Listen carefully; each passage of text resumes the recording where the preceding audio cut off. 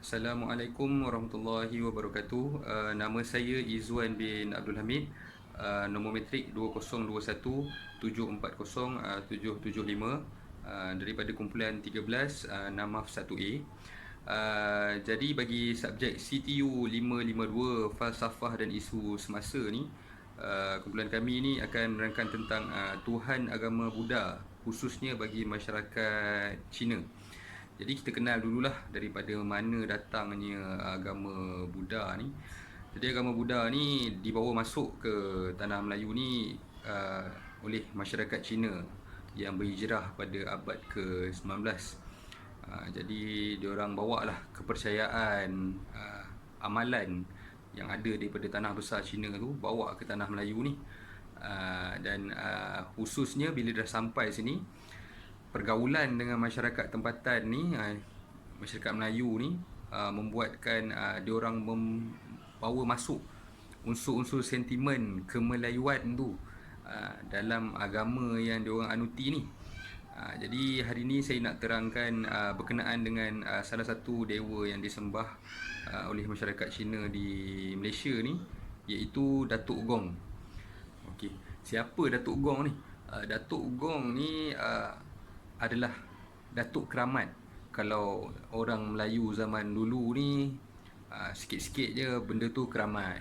Contoh pokok besar pun zaman dulu lah, pun keramat juga.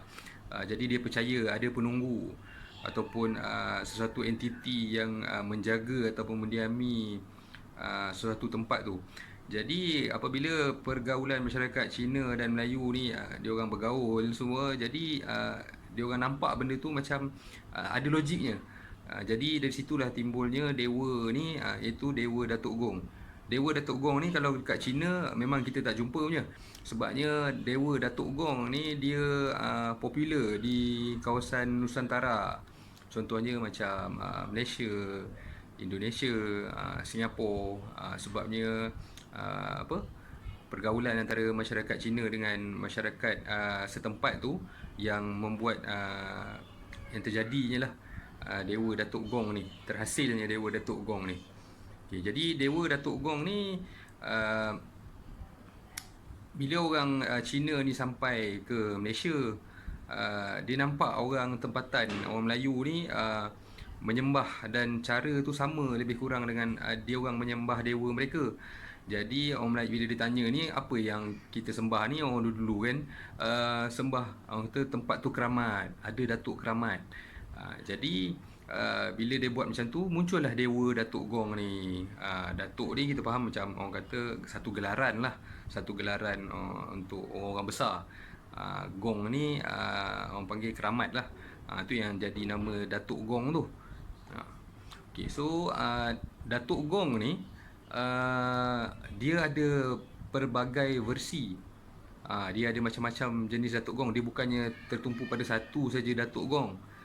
Dia banyak lah, ada macam-macam. Contohnya lah, Datuk Gong ni ada yang kita panggil sebagai Datuk Hitam, Datuk Merah, Datuk Hijau.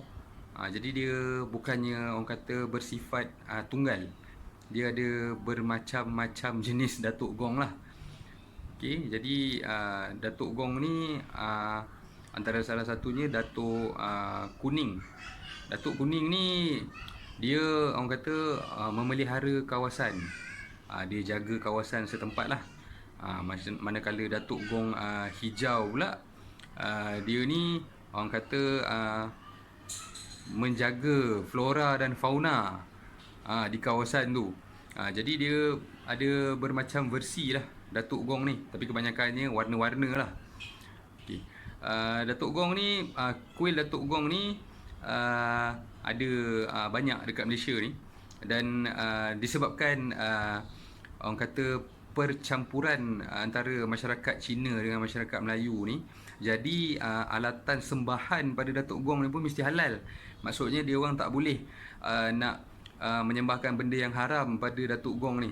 Contohnya kalau nak bagi, kena bagi ayam, kena bagi buah limau, benda-benda yang halal.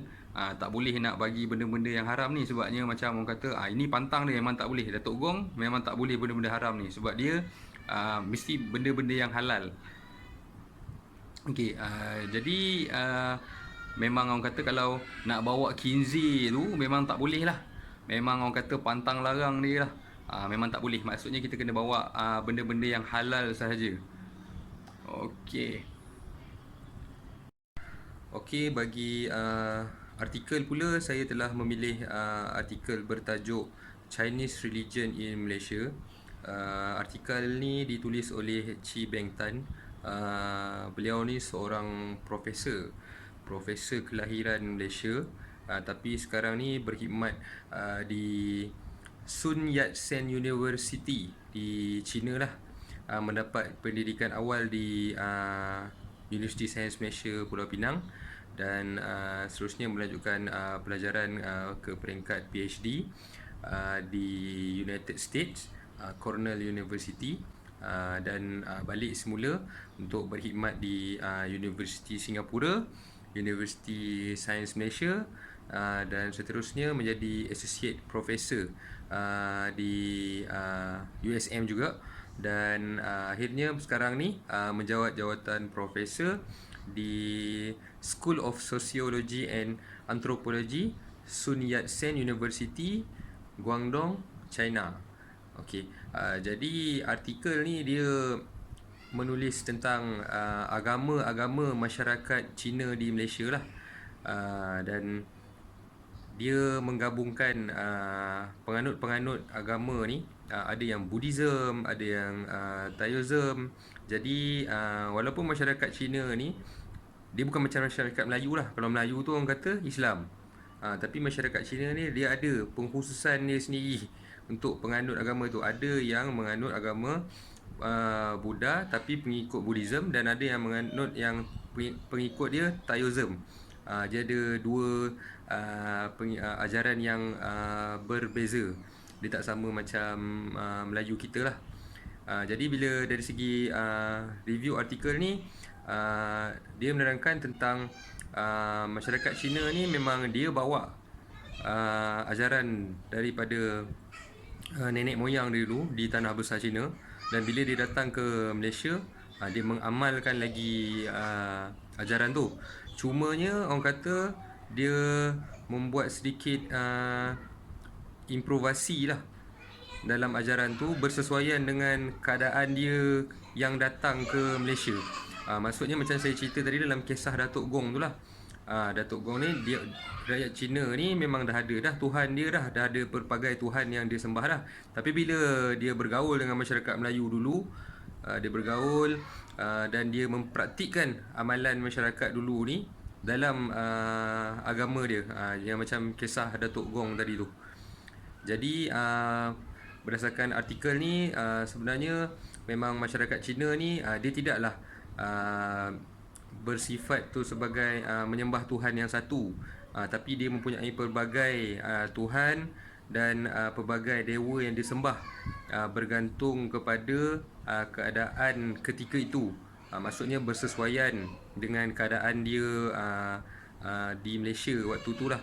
Jadi amalan ni teruskan hingga sekarang, dan diorang ni merayakan pelbagai hari perayaan lah bagi orang kata merayakan agama yang dia anuti ni. Jadi melalui tugasan satu dan juga rujukan artikel yang saya dah buat ni, saya boleh rumus dan simpulkan lah bahawa agama bagi masyarakat Cina ni dia bersifat inklusif, bukannya eksklusif. Sebabnya sekiranya masyarakat Cina ni percaya benda tu, dia akan masukkan dalam elemen keagamaan diorang. Kalau diorang tak percaya, diorang tak akan masukkan lah. Benda ni orang kata daripada generasi ke generasi. Jadi jika ada yang percaya, dia akan teruskan, dan yang tak percaya, dia tak akan teruskan. Jadi macam kisah Datuk Gong tu, asalnya bukannya daripada ajaran agama Buddha yang dibawa daripada tanah besar Cina tu. Tapi bila dia dah sampai ke Malaysia, dia bergaul dengan masyarakat Melayu, dia orang praktikkan amalan tu, dan dia orang rasa macam benda tu munasabah pada pemikiran dia orang, terus amalkan sehingga sekarang. Jadi sekian untuk pembentangan kali ini. Sekian, terima kasih. Assalamualaikum warahmatullahi taala wabarakatuh.